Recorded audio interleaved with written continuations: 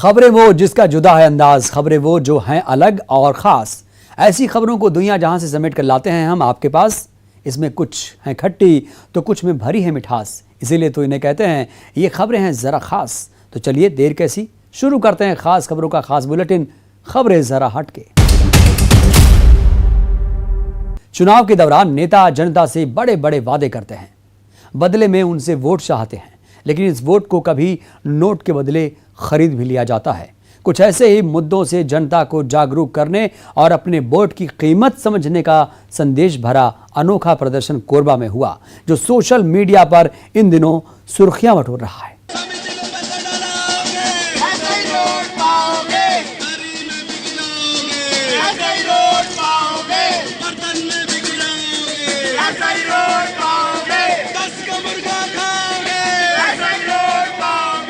उसूलों पर जहां चाहे टकराना जरूरी है, जो जिंदा हो तो फिर जिंदा नजर आना जरूरी है। न सिर्फ खुद का बल्कि पूरे समाज का ज़मीर जिंदा करने के लिए ये एक आस लिए जागरूकता की लौ जलाने निकले हैं। इसलिए बारिश के बीच हाथों में स्लोगन वाली तख्ती लिए लोगों को अपनी गलतियों की याद गला से जोर लगाकर दिला रहे हैं, अजब गजब नारे लगा रहे हैं। सुनिए, सच ही तो कह रहे हैं, 10 का मुर्गा खाओगे तो ऐसी ही रोट पाओगे, 500 रुपए दबाओगे तो ऐसी ही रोट पाओगे। ऐसा ही रोट पाओगे, ऐसा ही रोट पाओगे, बर्तन में बिक जाओगे, ऐसा ही रोट पाओगे, 10 का मुर्गा खाओगे, ऐसा ही रोट पाओगे, 500 में बिक जाओगे, ऐसा ही रोट पाओगे, 10 का मुर्गा। दरअसल मानसून का मौसम है, ऐसे में पता नहीं चल रहा है कि इस इलाके में सड़कों में गड्ढे हैं या गड्ढों में सड़कें। इलाके के लोग एक दो नहीं 10 साल से ऐसी मुसीबतों का सामना कर रहे हैं और जनप्रतिनिधि एसी लगे दफ्तरों में ऐशो आराम कर रहे हैं। ऐसे में समाजसेवी संस्था जन संगठन से जुड़े ये लोग जनता का ज़मीर जगा रहे हैं कि अगर चंद रुपयों के खातिर अपने कीमती वोट का सौदा करोगे तो फिर यही मिलेगा जिसके तुम हकदार हो। हम जन संगठन के सदस्य हैं और हम लोग जनता की जागरूकता के लिए इस दर्री डैम पर ये प्रोग्राम कर रहे हैं। दर्री डैम की सड़कें विगत 8-10 वर्षों से पूरी खराब हैं, चाहे भाजपा की सरकार रही हो चाहे कांग्रेस की सरकार। विधायक 3 बार यहाँ चुने गए, 1 बार मंत्री बने, फिर भी हालत वही की वही है। सांसद चाहे बीजेपी का हो चाहे कांग्रेस का, हालत यही रहती है। हमें लोगों को यही कहना है कि जो लोग अपना वोट बेच देते हैं 10 रुपये में, 500 रुपये में, 10 का मुर्गा खा लेते हैं, साड़ी मांग लेती हैं औरतें, या बर्तन मांग लेते हैं, दरी मांग लेते हैं, ये सब चीज़ों में अपना वोट को ना बेचें। 5 साल पूरे ख़राब होते हैं और जो लोग बिकते हैं उनकी वजह से बाकी लोगों को भी तकलीफ होती है। कई सम्रांत घरों में भी लोगों ने सोन पपड़ियाँ खाई है, पिछले बार खीरे खाई है। उनसे भी हाथ जोड़कर निवेदन है कि इस तरह की हरकतें ना करें। और जो नेताओं के दलाल हैं उनसे भी हाथ जोड़ के विनती है कि कृपया नेताओं के लिए लोग खरीदने के लिए ना निकले। अगर लोगों ने अपना वोट बेचना बंद कर दिया, लोगों ने अपने आप को बेचना बंद कर दिया, तो ये सड़कें इस तरीके से खराब इतने लंबे समय तक नहीं रह सकती। होगी भी तो हम सीधे जाकर अपने नेता से सवाल पूछ सकते हैं। पर आज क्योंकि सब लोगों ने पैसा खाया है, सब लोगों ने कुछ न कुछ खाया है, इसलिए इतनी भी हिम्मत नहीं है कि वो अपने नेता से जाकर के बोल सके, प्रशासन से बोल सकें कि ये रोड को सही कर दो।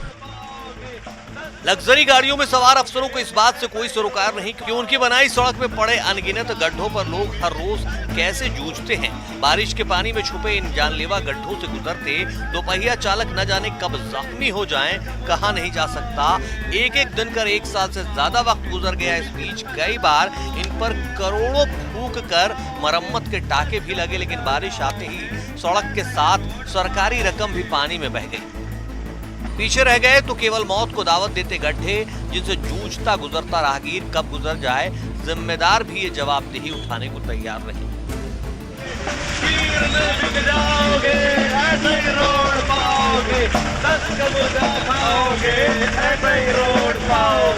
इसलिए दर्री जमीन पाली के लोगों ने एक बार फिर सड़क पर मोर्चाबंदी शुरू कर दी है। समाजसेवी संस्था जन संगठन के संयोजक विशाल केलकर के नेतृत्व में दर्री बांध से पुल से गुजरने वाली सड़क पर लोगों ने हाथों में तख्तियां लेकर प्रदर्शन किया। साथ ही सड़क पर अनोखे अंदाज में गाना गाकर लोगों को जागरूक करने का प्रयास किया।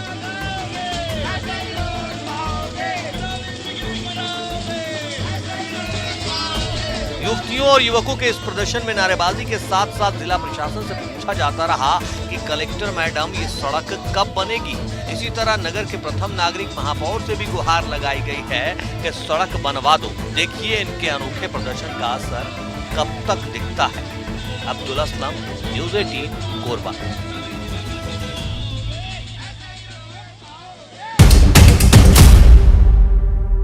धमतरी नगर निगम स्वच्छता की जागरूकता के लिए अनोखा तरीका अपना रहा है और आमतौर पर नगरीय निकाय रिक्शा में भोंपू लगाकर शहर में अनाउंसमेंट करवाते हैं और योजना की जानकारी लोगों तक पहुंचाते हैं। लेकिन धमतरी में यही काम नुक्कड़ नाटक के जरिए किया जा रहा है। साफ करो भाई, साफ करो, ना किसी का डर, ना किसी का भय, ना किसी का डर, ना किसी का भय। खास परिधान में चौक चौराहों पर स्वच्छता का अनोखा अभियान।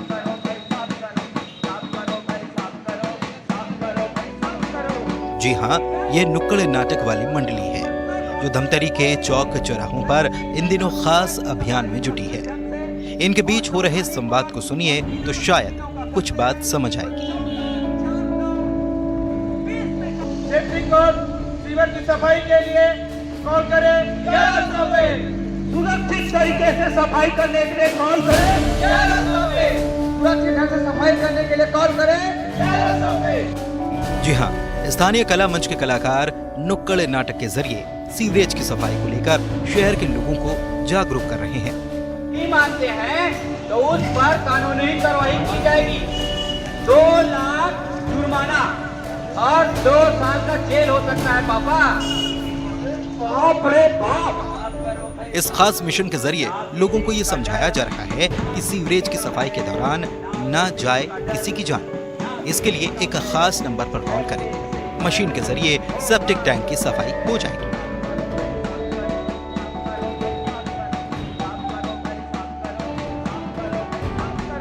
सुरक्षित जो सीवेज है और जो सेप्टिक टैंक की सफाई है उसका प्रचार प्रसार हम लोग कर रहे हैं। ये नगर पालिक निगम धमतरी का ये प्रयास है कि जन जन तक ये समाचार पहुँचे, ये योजना पहुँचे ताकि सुरक्षित ढंग से सेप्टिक टैंक और सीवरेज की सफाई हो सके और सुरक्षा जो सफाई मित्र हैं वो सुरक्षित रहें और उनका स्वास्थ्य सही रहे। यही प्रयास है। इसके कारण हम सब मिल हमारे कलाकार इस प्रचार में भिड़े हुए हैं। आपने ये भी कहा कि मशीनों के द्वारा सफाई होनी है और नहीं करवाने पर जुर्माना होगा। हाँ, अगर कोई मशीनों के द्वारा सफाई करना चाहता है, सुरक्षित ढंग से सफाई करना चाहता है, उसके लिए आप 1100 कॉल करेंगे तो 1100 कॉल करने पर आपका घर की सफाई, अपनी सेप्टिक टैंक की जो सफाई है, सीवर की सफाई हो जाएगी। इतना ही नहीं, लापरवाही बरतने वालों को सख्त नियमों की जानकारी देकर सावधान किया जा रहा है। यहाँ तक कि टोल फ्री नंबर पर शिकायत करने की सुविधा भी मौजूद है। सीवर की सफाई के लिए कॉल करें 1100 पे। सुरक्षित तरीके से सफाई करने के लिए कॉल करें 1100 पे। सुरक्षित ढंग से सफाई करने के लिए कॉल करें 1100 पे। कलाकारों का मानना है कि इस तरीके से प्रचार प्रसार न सिर्फ लोगों का ध्यान खींचता है बल्कि इसका असर भी ज्यादा होता है। अगर कोई आपको मजबूर करता है, कोई सफाई मित्र को मजबूर करता है कि बिना मशीन के, बिना सुरक्षा के असुरक्षित ढंग से सफाई करने के लिए मजबूर करता है तो वो व्यक्ति कॉल कर सकता है 14,420 में, ताकि उसके खिलाफ, अगर वो ज़बरदस्ती करता है उसके खिलाफ सरकार कार्रवाई करेगी और उसके 2 साल का सज़ा और 2 लाख रुपए जुर्माना का प्रावधान है। शिकायत के लिए ठेकेदार साहब, मतलब अगर कोई सेप्टिक टैंक और सीवर की सफाई सुरक्षित ढंग से और सावधानी पूर्वक और बिना मशीनों का करते हैं तो अमूमन राजनीतिक या सामाजिक मुद्दों पर नुक्कड़ नाटक के जरिए जन जागरूकता अभियान का मिशन चलता है, लेकिन स्वच्छता और सीवरेज जैसे मुद्दों पर नुक्कड़ नाटक के जरिए लोगों को जागरूक करने का धमतरी नगर निगम का ये अभियान काबिल तारीफ है। किसी का डर, ना किसी का भय, ना किसी का डर, ना किसी का भय, सेप्टिक सीवर होगा दुर्भय। अभिषेक पांडे, न्यूज़ 18, धमतरी।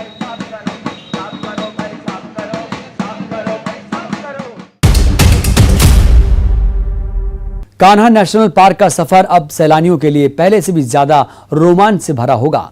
यहां बफर में सफर की शुरुआत की गई, जिसके जरिए सैलानी अब गजराज की सवारी करके जंगल सफारी का लुत्फ ले सकेंगे।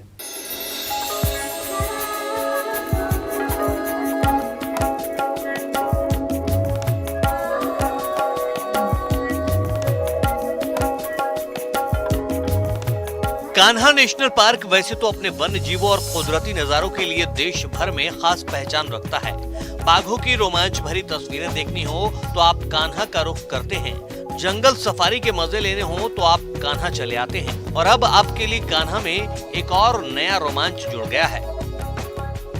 कान्हा राष्ट्रीय उद्यान प्रबंधन ने पार्क में जंगल सफारी के बाद अब एक नया प्रयोग किया है, जिसे नाम दिया है बफर का सफर। इस सफर की खास बात यह है कि यहाँ पर्यटकों को इस सफर के लिए हाथी उपलब्ध होंगे, जिस पर पर्यटक सवार होकर पार्क के बफर जोन में पर्यटन का आनंद ले सकेंगे। दरअसल पार्क के कोर एरिया को साल के 9 महीने जंगल सफारी के लिए खोला जाता है, जिसके बाद मानसून आते ही 3 महीने के लिए जंगल सफारी बंद हो जाता है। ऐसे में पर्यटक सफारी का आनंद नहीं ले पाते हैं, जिसको ध्यान में रखते हुए प्रबंधन ने यह नया प्रयोग शुरू किया है। पिछले 2 सालों से बफर में सफर की योजना चल रही है, जिसके अंतर्गत पूरे वर्ष पर्यंत बफर क्षेत्र में पर्यटन जारी रहता है। हमारा कान्हा पर्यटन क्षेत्र जो है, इसका बफर उतना अट्रैक्टिव नहीं है जितना अन्य क्षेत्रों में है, जैसे बांधवगढ़ और पेंच में है। यहाँ पर वैसे तो गत वर्ष जो बफर में सफर के अंतर्गत पर्यटकों की संख्या थी वो काफ़ी कम थी, केवल 175 पर्यटक आए थे। इस जुलाई माह में काफ़ी अच्छी संख्या देखी गई है, लगभग 2600 से ऊपर पर्यटक आए हुए हैं। लेकिन उनको कोई विशेष अट्रैक्शन नहीं होता है। इस बात को देखते हुए शनिवार और रविवार को जब हमारे हाथी हमारी गश्त के रूटीन से खाली होते हैं, तो उनको एक नया ऑप्शन देने के हिसाब से हमने शनिवार और रविवार को हाथी राइड का एक इवेंट जारी किया। यानी अब मानसून के मौसम में भी हरियाली के बीच आप जंगल सफारी का लुत्फ उठा सकते हैं। अब 9 महीने नहीं बल्कि साल भर सप्ताह के 2 दिन शनिवार और रविवार को बफर जोन का सफर हाथी के जरिए कराया जाएगा। यानी अब शनिवार और रविवार को गजराज आपको कान्हा की सैर कराएंगे। कृष्ण साहू, न्यूज़ 18 मंडला। मध्य प्रदेश के पिछड़े जिलों में शुमार डिंडौरी में टैलेंट की कोई कमी नहीं है, बस उन्हें संवारने की और सही दिशा देने की जरूरत है। डिंडौरी जिले के छोटे से गांव नेवसा में रहने वाले गरीब किसान के बेटे ललित ने छत्तीसगढ़ में आयोजित नेशनल एथलेटिक्स गेम्स में गोल्ड और ब्रॉन्ज मेडल जीतकर जिले का नाम रोशन कर दिया है।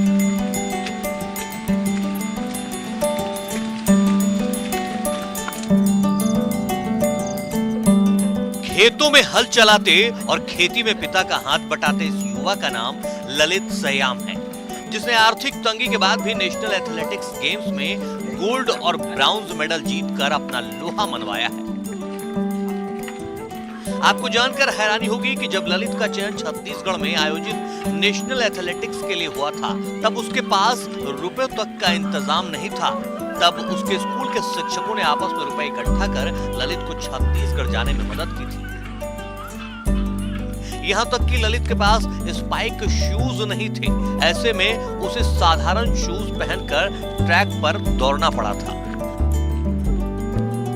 1 महीने तक प्रैक्टिस किया, जो आरती संध्या मैम जो हमको प्रैक्टिस कराती है। उसके बाद फिर छत्तीसगढ़ में ओपन नेशनल चल रहा था, जहाँ पे मैंने मैम से बोल दिया कि मुझे भाग लेना है। तो थोड़ी मनी प्रॉब्लम भी हो रही थी, तो स्टाफ जो हमारी स्कूल की स्टाफ है उसने हमारी बहुत मदद की है। जो जितने पैसे लगे उसने पैसे भी दिए रहे, और मेरे पास जूते भी नहीं रहे, जूते के भी पैसे रहे, लेकिन जूता नहीं मिल पाया। बिना जूते के थोड़ा मैं वहाँ पर मैं गोल्ड मेडल प्राप्त कर लिया।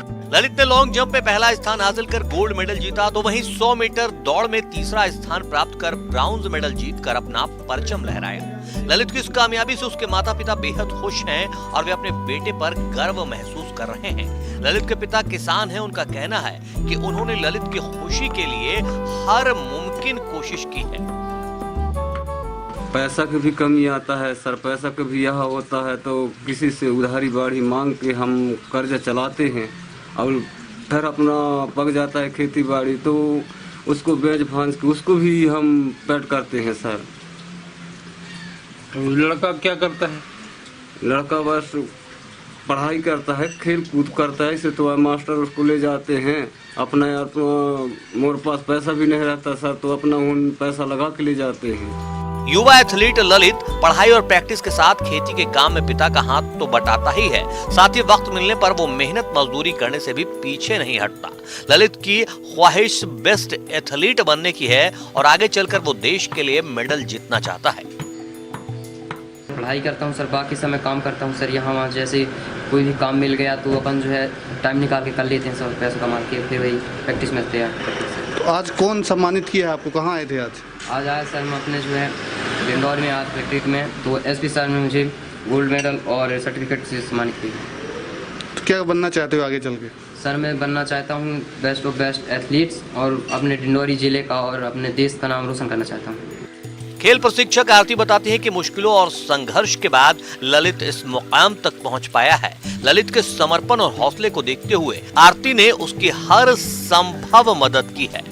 खुद जिले के एसपी संजय सिंह ने युवा एथलीट ललित को मेडल पहनाकर सम्मानित किया और साथ ही जैसे ही एसपी संजय सिंह को ललित के आर्थिक स्थिति के बारे में जानकारी मिली तो उन्होंने ललित के लिए कॉलेज में एडमिशन और पढ़ाई के खर्च की जिम्मेदारी उठाने की घोषणा की। और प्रशिक्षण लेने के साथ साथ इसने बहुत मेहनत की और मैं जैसा बोलती थी उतना दौड़ता था और वैसी मेहनत करता था। कभी कभी लेट भी हो जाता था, लेकिन मैं इसका वेट करती थी कि नहीं वो आएगा दूर से और प्रशिक्षण देना है मुझे, तो मैं भी बैठी रहती थी और इसका वेट करती थी। और कभी लेट हो जाता था, गाड़ी नहीं मिली ऐसा रहता था। कभी कभी लटक के भी गाड़ी में आ जाता था, नहीं मिलती थी जगह इसको, तो बहुत परेशानी से आता था ये बच्चा। लेकिन मैं इसको प्रशिक्षण देती थी और जब ये फिर एक टूर्नामेंट का आया छत्तीसगढ़ में 7th open national athletic championship के लिए आया, तो इसने मुझे बोला कि मैडम मुझे जाना है। तो मैंने कहा ठीक है बेटा तुम ट्राई मारो एक तो जाके। आर्थिक स्थिति ठीक नहीं होने के कारण वे पढ़ाई करने में असमर्थ हो रहे थे, तो उसके लिए हमने अपनी तरफ से उन्हें मदद पूरे वर्ष के जो शैक्षणिक सत्र का खर्च है और उनकी जो भर्ती की प्रक्रिया में जो भी खर्च है वो वहन करने के लिए आश्वासन किया है और उन्हें हम वर्ष के लिए पढ़ने का मौका जरूर देंगे। गुदड़ी के लाल की कहावत मशहूर है, लेकिन ललित जैसी देश की प्रतिभाएं उसकी जिंदा मिसाल हैं। जरूरत है ऐसी प्रतिभाओं को निखारने की ताकि वो आगे भी देश का नाम रोशन कर सकें और अपनी और अपने परिवार की जिंदगी भी खुशहाल। विजय तिवारी, न्यूज़ 18, डिंडोरी।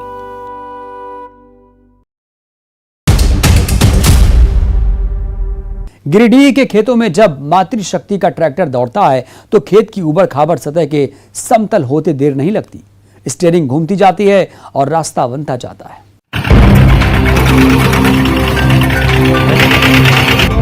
पानी से लबालब खेत और उसमें दौड़ता भागता ट्रैक्टर का भारी भरकम पहिया। ट्रैक्टर का विशालकाय पहिया घूमता जा रहा है और खेत की उबड़ खाबड़ सतह समतल होती जा रही है। लेकिन जरा गौर से देखिए, ट्रैक्टर की कमान उस मातृशक्ति के हाथ में है जिसे अब तक अबला ही कहा जाता रहा है। लेकिन अबला से सबला बनी इस महिला ने ट्रैक्टर की स्टीयरिंग घुमाकर दिखा दिया है कि जहाँ चाह वहाँ राह है। अभी हम खुद से चला करके अपना जमीन में खुद से खेत से हल जोत करके खेती लगा रहे हैं, रोपण कर रहे हैं। दूसरे को भी भाड़ा पर भी हम काम करवा रहे हैं। 600 रुपये प्रति घंटा हम अपना। घर के पुरुष सदस्यों की गैर मौजूदगी में जब खेती बाड़ी मुश्किल लगने लगी तो सीधी सादी गृहिणी आरती वर्मा ने देहरी लांघ कर बाहर निकलने का सोचा। ट्रैक्टर ड्राइविंग की बारीकियां सीखी और आज उसकी कमान उनके हाथ में है। कभी अपने खेतों में ट्रैक्टर लेकर उतर पड़ती है तो कभी गांव के दूसरे किसानों की पुकार पर आरती वर्मा का ट्रैक्टर उनके खेतों को भी रौंदने लगता है। घंटा चला रहे हैं और अभी इतना हमको खुशी लग रही है कि हम इतना अच्छा से अपना ही खेत को जोतते जोतते भी दूसरे का भी खेती को हम कर दे रहे हैं। ये महिला सशक्तिकरण की एक छोटी सी दास्तां है जिसमें दकियानूसी बेड़िया तोड़कर आरती वर्मा जैसी साधारण सी महिला बाहर निकली तो सफलता की ऐसी दास्तां लिखी जो हर किसी को रास्ता दिखा रही है। एजाज अहमद, न्यूज़ 18, गिरिडीह।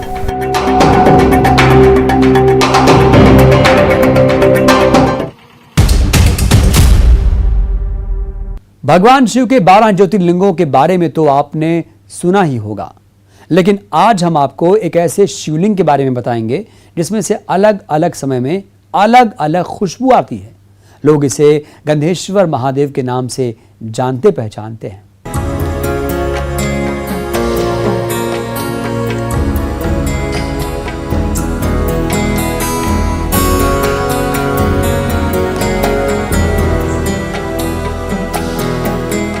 इस शिवलिंग और इस मंदिर को गौर से देखिए।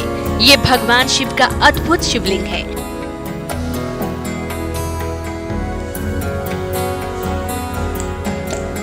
ये शिवलिंग सुगंधित है। इस शिवलिंग से अलग अलग समय में अलग अलग खुशबू आती है, इसीलिए इसे गंधेश्वर महादेव कहा जाता है। आप जब इस शिवलिंग को स्पर्श करेंगे तो आपके हाथों से किसी न किसी फूल की खुशबू आएगी। बता दें कि इसकी स्थापना वानासुर के समय में हुई थी।